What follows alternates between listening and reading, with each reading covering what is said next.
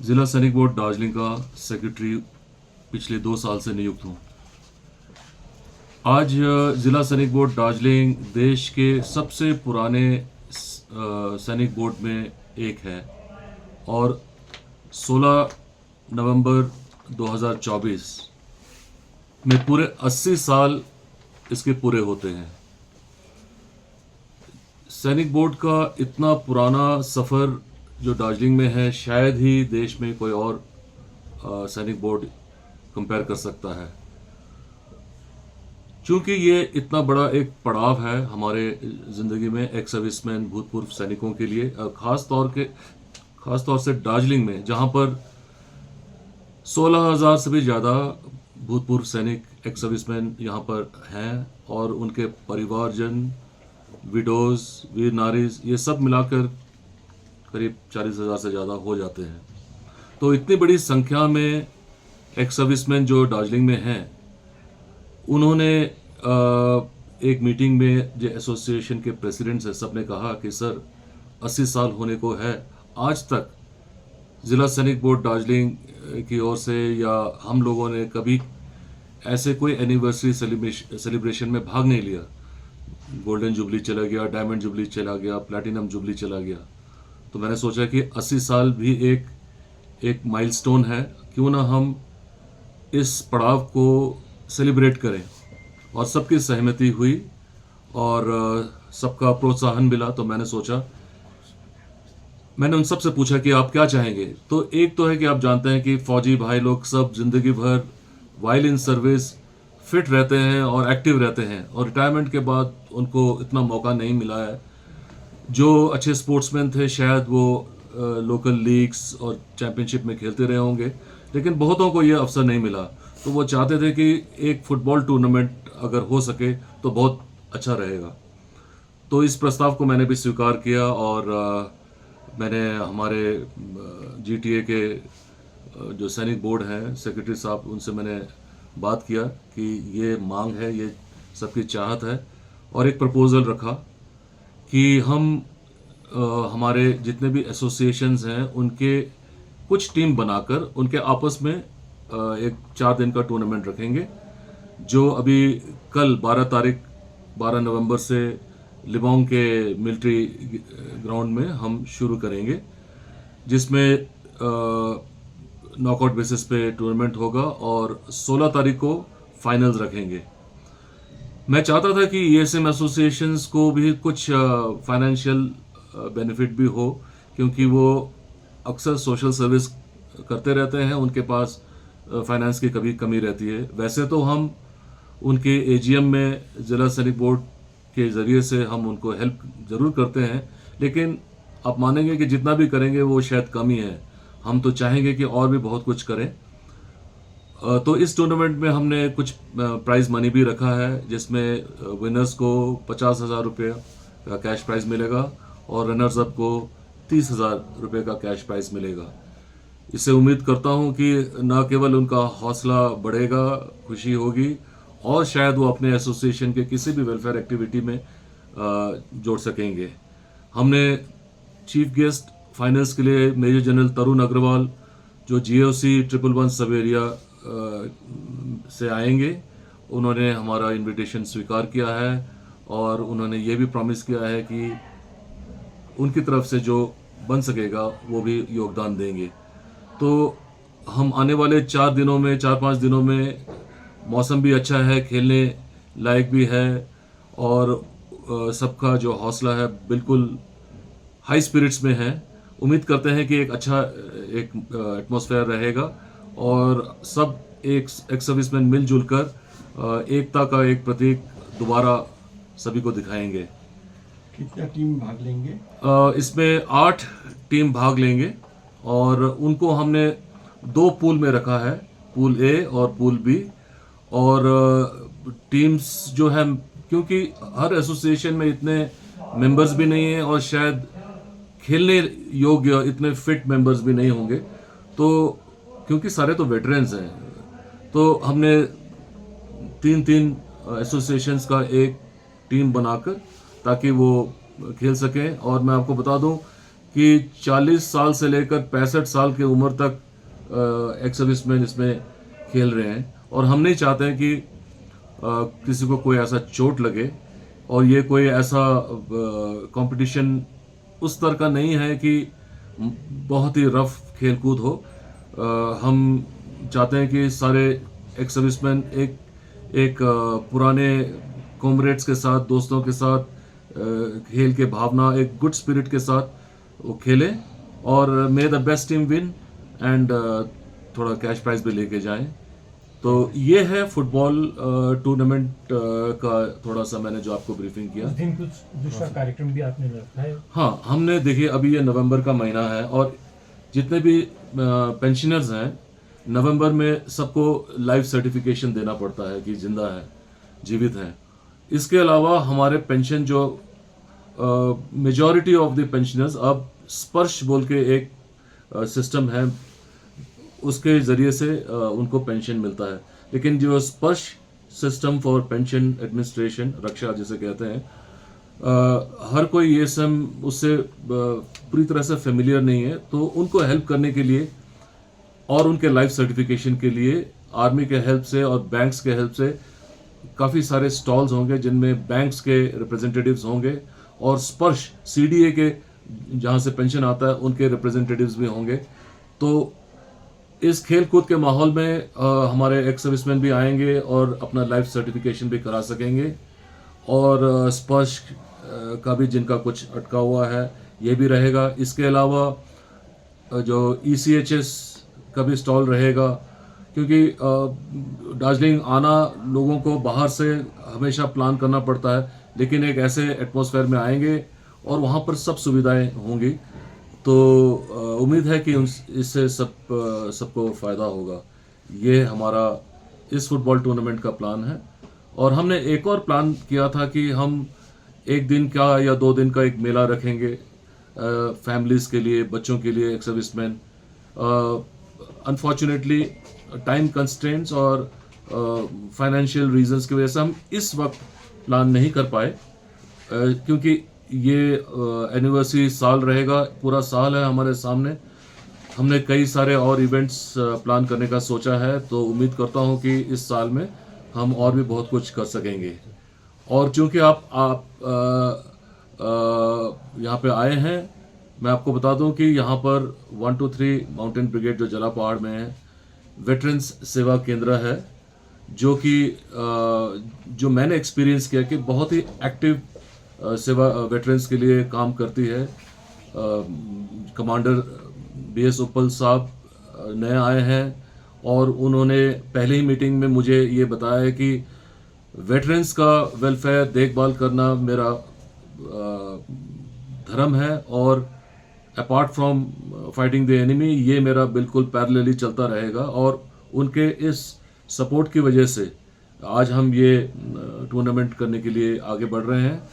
और हमारे इस पूरे काम में सहयोग देने का एक खास नाम मैं बताना चाहूँगा, कर्नल अमित आशरी, जो स्टाफ ऑफिसर वेटरन्स हैं, जो हम तो करते ही हैं कि दूर दराज में आउटरीच प्रोग्राम करने का कोशिश करते हैं।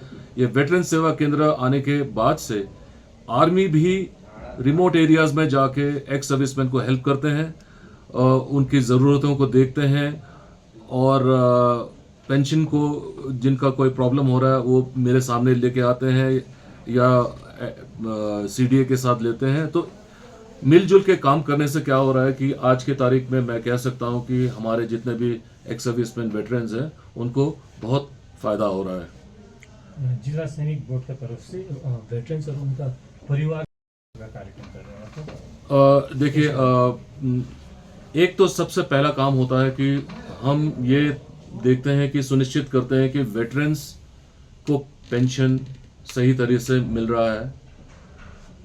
वेटरन के जिंदा रहते हैं हम ये भी कोशिश करते हैं कि उनके परिवारजन, यानी कि उनके पत्नी, वाइफ और उनके डिपेंडेंट चिल्ड्रन, स्पेशली डॉटर्स, जिनका ये भी प्रावधान है कि फादर मर गए, मदर मर गए, और अनमैरिड डॉटर है या विडोड डॉटर है या डिवोर्स डॉटर है और पेरेंट्स के साथ रहते हैं, कोई कमाई नहीं करते, चलना तो है ज़िंदगी। तो वो सब डॉक्यूमेंटेशन हम कोशिश करते हैं कि सही हो, ताकि पेरेंट्स के गुजर जाने के बाद उस बच्ची को, उस बेटी को पेंशन मिलता रहे। तो प्राइमरीली तो हम पेंशन का ही रोल देखते हैं। इसके बाद उनके कई ऐसे भी केसेस आए हैं, जैसे और जगह में भी इस तरह के रिपोर्ट्स आते हैं कि सर्विंग सोल्जर वो सर्व कर रहा है बॉर्डर में, उसके परिवारजनों को लोग हैरास कर रहे हैं, तंग कर रहे हैं। तो ऐसे केसेस भी आते हैं हमारे पास। तो हम एडमिनिस्ट्रेशन के साथ टेकअप करते हैं कि एक सर्विंग सोल्जर वो तो आ नहीं पाएगा, चाहे वो लीगल मैटर हो या कोई उनके फैमिली को हैरास कर रहे हो, तो हम एडमिनिस्ट्रेशन को बताते हैं और कि उस पर एक्शन लिया जाए, ताकि सोल्जर जो है जिस काम के लिए वो देश की सेवा में लगा रहे। कई सारी चीज़ें होती हैं कि ऐसा नहीं है कि हर कोई रिटायर्ड जो फौज में सर्व करता है सभी को पेंशन मिलता है। उसके कुछ क्राइटेरियाज होते हैं, 15 साल सर्विस होना होता है। कई लोग उससे पहले ही निकल आते हैं कई वजहों से, तो उनको पेंशन नहीं मिलता है। तो 65 इयर्स होने के बाद उनको पेन्यूरी ग्रांट मिलता है, महीने में 4,000 रुपये। तो ऐसे में मेरे टेन्योर में मैंने देखा कि एक बुजुर्ग एक सर्विसमैन जो पेन्यूरी ग्रांट में रहते थे, उनको कैंसर हो गया और ट्रीटमेंट के लिए वेल्लोर में गए और पैसे की कमी हो गई। तो ऐसे में उन्होंने गुहार लगाई कि सर ऐसा ऐसा हो गया है, मेरे पास पैसे नहीं है, शायद मैं बचूंगा नहीं। हमने कहा हम आपका हाथ थामने को तैयार हैं। तो हमारे पास ऐसे केसेस के लिए ग्रांट रहते हैं। हमने राज्य सैनिक बोर्ड के साथ मैटर टेकअप किया और डिस्ट्रिक्ट चैरिटेबल रिलीफ फंड से 1 लाख का सैंक्शन भी दिया। और आप जानते हैं कि हमारे पास यहाँ पर बताशिया वॉर मेमोरियल भी है, जो एक आइकॉनिक टूरिस्ट डेस्टिनेशन है। पर उससे ज़्यादा ये है कि यहाँ पर हम हमारे जो वीर योद्धाओं की स्मृति में हम उनको सम्मान हर साल करते हैं, हर दिन करते हैं। बट खास तौर से विजय दिवस जो 2 मनाया जाता है, 26 जुलाई कारगिल विजय दिवस और 16 दिसंबर जो 1971 वॉर में इंडियाज़ विक्ट्री ओवर पाकिस्तान में मनाते हैं। और ऐसे प्रोग्राम में हमने पिछली बार कारगिल विजय दिवस में जो हमारे दार्जिलिंग डिस्ट्रिक्ट के जितने भी शहीद हुए थे या जिनको कोई गैलेंट्री का अवार्ड मिला था, जो शहीद हुए थे उनके विधवाओं को, यानी कि वीर नारी या कोई ऐसा बैचलर रहा हो, उनके पेरेंट्स वीर पिता या वीर माता या वीर बहन, इन सब को बुला के हमने सम्मान किया था। कुछ हम क्या ही दे सकते हैं, लेकिन हमने एक टोकन उनको कुछ कैश भी दिया था और मेमेंटो भी दिया था, ताकि वो अपने घर वालों के सेक्रीफाइस को हम रेस्पेक्ट करते हैं, याद करते हैं, उनको ये एहसास रहे। सिमिलरली हमने 16 दिसंबर के उसमें हमने 71 वॉर में सिमिलरली शहीद हुए परिजनों को भी हमने इस तरह से सम्मानित किया था। इसके अलावा दार्जिलिंग में पिछले साल काफ़ी बारिश, कहीं पे कुछ आग, तो कई एक्स सर्विसमैन के घर गिर गए, डैमेज हो गए, आग लग गया। हमने केस बाय केस देखकर थोड़ा उनको फाइनेंशियल हेल्प जरूर दिया है, जितना हो सकता है। 16 तारीख का कार्यक्रम कहाँ पे होगा, कितना बजे से? 16 तारीख का कार्यक्रम जो फाइनल्स है वो लिबोंग मिलिट्री गैरिजन में फुटबॉल ग्राउंड है, वहाँ पे होगा, जिसे आप लोग सब रेस कोर्स ग्राउंड से भी जानते हैं। और 11 बजे का समय है फाइनल्स का। हम उम्मीद करते हैं कि जीओसी जनरल अग्रवाल के अलावा और भी हमने डिस्टिंग्विश्ड गेस्ट, वेटरन ऑफिसर्स और सब ईएसएम को इनवाइट किया है। मैं आप सबके थ्रू से सबको इनविटेशन करता हूं कि आप आइए और हमारे वेटरन सोल्जर्स का हौसला बढ़ाइए। और हम आप सबको दिखाना चाहते हैं कि भले ही उम्र हो गई हो, लेकिन वो जोश, वो जज्बा कभी हमारा कम नहीं होगा। लेकर जिला सैनिक बोर्ड में मुझसे पहले 14 सेक्रेटरीज रह चुके हैं, मैं 15वां हूं। और 2023 के फरवरी महीने के 27 तारीख को मैंने ज्वाइन किया था। तो उस समय मैंने ये देखा कि ज़िला सैनिक बोर्ड दार्जिलिंग सबसे पुराना तो है ही, इसके और भी शाखाएं हैं। करशोंग में है, सिलीगुड़ी में है और कालिम्पोंग में भी था इसलिए कह रहा हूँ क्योंकि कालिम्पोंग जब से डिस्ट्रिक्ट बन गया है, जब तक कोई नया सेक्रेटरी नहीं आए थे तो हम ही उसको संभाल रहे थे। तो इस तरह 3 और शाखाएं हम चला रहे थे। इसी जुलाई महीने में कालिम्पोंग एक फुल फ्लेजेड ज़िला सैनिक बोर्ड हो गया है और वहाँ पे एक नए ऑफिसर कमांडर गुरुंग साहब भी आ चुके हैं। इम्पॉर्टेंट ये था कि मैंने देखा कि आते ही एक तो G20 डेलीगेशन का विजिट था हमारे बताशिया में। देश के लिए बहुत गौरव की बात थी और दार्जिलिंग के लिए और भी कि हमारे यहाँ पर भी डेलीगेशन आए और बताशिया वॉर मेमोरियल में उनको लाया गया। तो हमने काफ़ी उसमें इम्प्रूवमेंट्स की क्योंकि वो एक आइकॉनिक टूरिस्ट डेस्टिनेशन है। बताशिया को लेकर दार्जिलिंग और बताशिया एक साथ लोग नाम लेते हैं। तो हमेशा से हमारा ये प्रयास रहा है और रहेगा कि हम बताशिया वॉर मेमोरियल को इम्प्रूव करते रहें ताकि दार्जिलिंग का एक बहुत ही इम्पोर्टेंट टूरिस्ट डेस्टिनेशन भी बना रहे।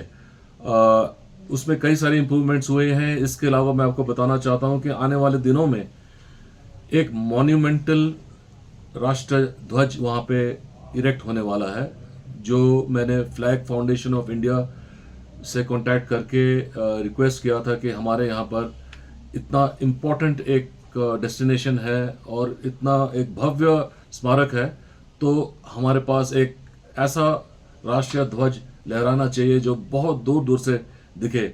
और मुझे बड़ी खुशी हो रही है ये बताते हुए कि उसका सैंक्शन हो चुका है, सामान चल चुका है। हमने टेंडर लेके अभी काम शुरू करने का कुछ दिनों में शुरुआत हो जाएगी और जल्द ही जल्द दार्जिलिंग में 72 से 80 फुट ऊंचा भारतीय तिरंगा लहराएगा हमारे बताशिया में। इसके अलावा मेरा ये प्रयास था कि ज़िला सैनिक बोर्ड का हेडक्वार्टर और मेरे बागडोगरा में हमारे पास एक सैनिक वेलफेयर सेंटर, सैनिक भवन है। तो ये स्ट्रक्चर्स काफ़ी दिनों से नेग्लेक्टेड थे, इनमें कोई रिपेयर नहीं हो रखा था। यही हमारा अस्तित्व है, यही सब आते हैं और यही हमारा प्राइड है। तो मेरा एक प्राथमिक काम ये था कि मैं इन सब इंफ्रास्ट्रक्चर का रेनोवेशन, रिपेयर और रीडेवलपमेंट करूं। और आज आप यहाँ पे आए हुए हैं, आपको हम दिखाएंगे कि आज ज़िला सैनिक बोर्ड हेडक्वार्टर दार्जिलिंग मैं गर्व से कह सकता हूँ, जबकि काम चल रहा है अभी भी, लेकिन फिर भी आपको ये देखकर पता लग ही जाएगा कि शायद इससे बेहतर ज़िला सैनिक बोर्ड का सुविधा बहुत कम ही हो देश में। तीसरा, आप जानते हैं कि यहाँ पर एक war museum, Gorkha war museum trust बोल के एक स्ट्रक्चर है घूम के पास में। वो पिछले 8-10 साल से ताला लगा हुआ है, बिल्डिंग बना हुआ है, लेकिन कुछ भी नहीं है। लोगों को लगता है यहाँ पे एक वॉर म्यूज़ियम है, लेकिन है नहीं, आप सब जानते हैं। तो और हाल ही में मैं उस कॉम्प्लेक्स में भी गया हूँ और ऑफिसर, सीनियर ऑफिसर्स के साथ, आर्मी के जनरल्स के साथ, और हमने देखा कि वो जो स्ट्रक्चर है इतने साल नेगलेक्ट की वजह से अभी म्यूज़ियम के लायक तो रहा नहीं। तो मेरा क्योंकि हमारे पास ऑलरेडी एक मेमोरियल है, तो वॉर म्यूज़ियम भी होना बहुत ज़रूरी है। हमारा जो इतिहास है सैनिकों का, ये बहुत ही पुराना है और इसको आम जनता के सामने रखना और टूरिस्ट जब यहाँ पे आते हैं उनको ये दिखाना बहुत ज़रूरी है, क्योंकि इस समाज से ही जो आते हैं, समाज का भी दिखाना है और हमारे ब्रेव सोल्जर्स के बारे में भी दिखाना है, प्लस मिलिट्री ट्रेडिशंस जो भी हैं। तो मैंने एक प्रस्ताव रखा था नॉर्थ बंगाल डेवलपमेंट डिपार्टमेंट में, मंत्री जी से भी मिला था और उनसे मैंने अनुरोध किया था कि क्या आपका सहयोग मिल सकेगा कि हम यहाँ पे एक वॉर म्यूज़ियम बनाना चाहेंगे। एडमिनिस्ट्रेशन के सहायता से हमने एक लैंड भी आइडेंटिफाई किया है, जो कि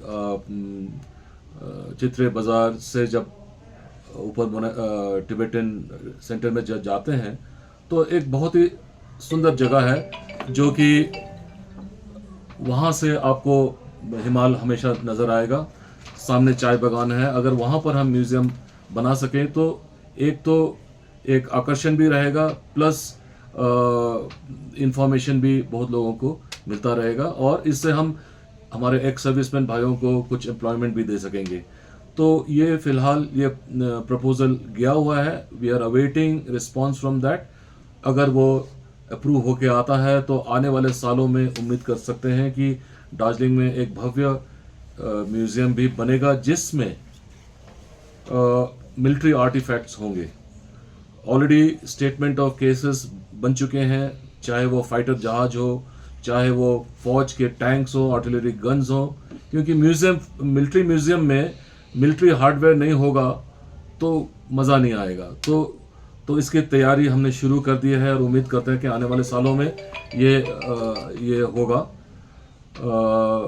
इसके अलावा लिबांग में आप जानते हैं कि हमारा एक्स सर्विसमैन के लिए एक हेल्थ पॉलीक्लिनिक है। वो लिबांग मिलिट्री गैरिजन से भी काफ़ी आगे है मिलिट्री हॉस्पिटल के साथ। तो वहाँ के रहने वाले एक्स सर्विसमैन के लिए तो इतना प्रॉब्लम है नहीं, लेकिन दार्जिलिंग डिस्ट्रिक्ट तो बहुत फैला हुआ है और बहुत दूर से आते हैं, तो लोगों को ये प्रॉब्लम होता था। और हम चाहते हैं कि हमेशा फ्यूचर के लिए भी ये प्रॉब्लम हट जाए। तो वो जो पुराना म्यूज़ियम कॉम्प्लेक्स है वो हमारे ECHS पॉलीक्लिनिक के लिए बहुत ही सूटेबल है, और उस पर भी एडमिनिस्ट्रेशन का एक बहुत ही पॉजिटिव रिस्पांस है, और वो भी चाहते हैं कि एक्स सर्विसमैन को ये सुविधा मिल सके कि उनको कष्ट ना हो।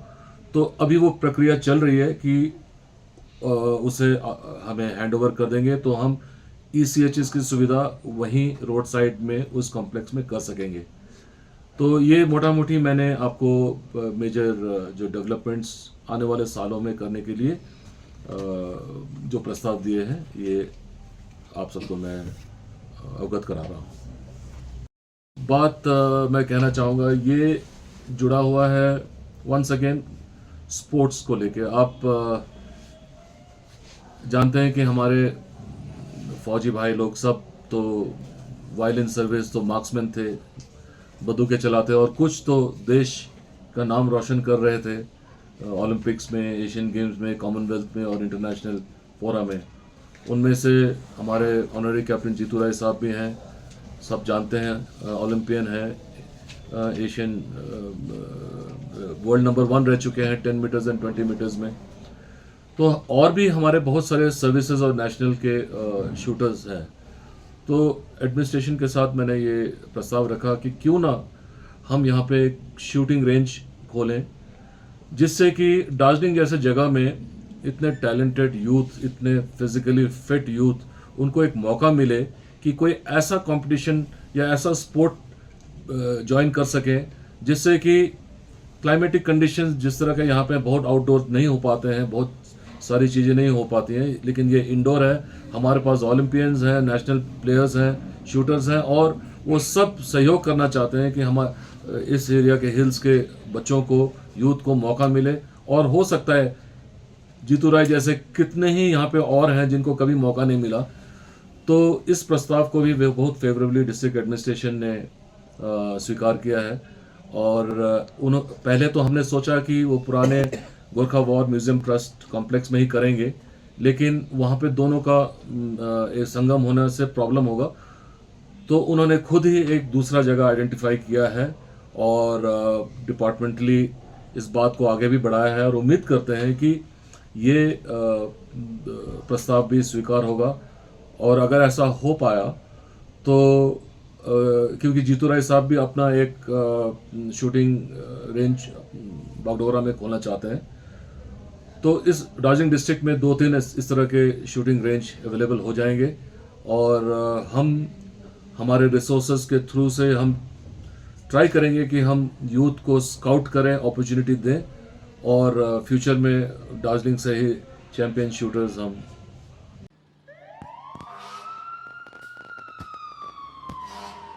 मिसेस कपूर, बाहर वो फायर ब्रिगेड, कुछ हुआ है क्या?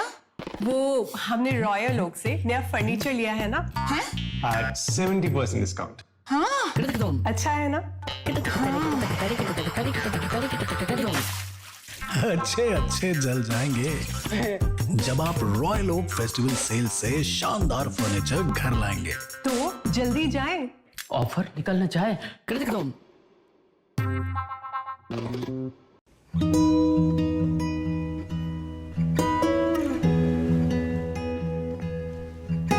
समय में रोपेको बिरुवाले बेला बेला मलजल पाए एक दिन रुख भएर फलफुल दिन्छ।